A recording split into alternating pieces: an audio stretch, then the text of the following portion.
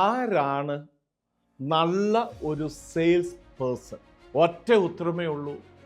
അപരനിലേക്ക്, അപരത്വത്തിലേക്ക് എന്നെ കൊടുക്കുവാനായിട്ട് സാധിക്കണം എന്ന് പറഞ്ഞാൽ മറ്റൊരാളെ മനസ്സിലാക്കുവാനും ആ ആളിലേക്ക് എൻ്റെ ആശയം, വാല്യൂസിൽ ഒരു മുറിവും ഏൽപ്പിക്കാതെ, ആറ്റിറ്റ്യൂഡിലും മാറ്റം വരുത്താതെ ആ വ്യക്തിയിലേക്ക് കൊടുക്കുവാൻ സാധിക്കുന്ന ഒരു വ്യക്തിക്ക് മാത്രമേ നല്ല സെയിൽസ് പേഴ്സൺ അല്ലെങ്കിൽ സെയിൽസ് മാൻ എന്ന് നമുക്ക് വിളിക്കുവാനായിട്ട് സാധിക്കുകയുള്ളൂ. കാരണം ഞാൻ ഏതോ പ്രാവശ്യം പറഞ്ഞിട്ടുണ്ട്, സെയിൽസ് എന്ന് പറയുന്നത്, സെല്ലിംഗ് എന്ന് പറയുന്നത് ഹെൽപ്പിംഗ് ആണ്.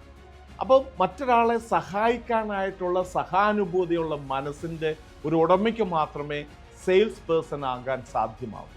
അപ്പോൾ നമ്മളിലേക്ക് വളരെയധികം വ്യത്യസ്തമായ ചോദ്യങ്ങളും അഭിപ്രായങ്ങളും വരാം.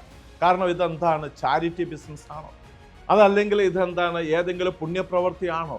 അല്ല, ഇത് പക്ക സെയിൽസ് തന്നെയാണ്. പക്ഷെ സെയിൽസ് ചെയ്യണമെങ്കിൽ അപരനെ മനസ്സിലാക്കാൻ വേണ്ടിയിട്ടുള്ള അവൻ്റെ ബയിങ് സ്ട്രാറ്റജി എന്താണെന്ന് മനസ്സിലാക്കുവാനും ഈ സെയിൽസ് പേഴ്സൻ്റെ സെയിലിംഗ് അല്ലെങ്കിൽ സെല്ലിംഗ് സ്ട്രാറ്റജി എന്താണെന്ന് തിരിച്ചറിയാനായിട്ട് സാധിക്കുന്നിടത്ത് മാത്രമേ ഒരു നല്ല സെയിൽസ് പേഴ്സൺ വരുള്ളൂ. അതിന് നിരന്തരമായിട്ടുള്ള പരിശീലനം ഉണ്ടാവണം.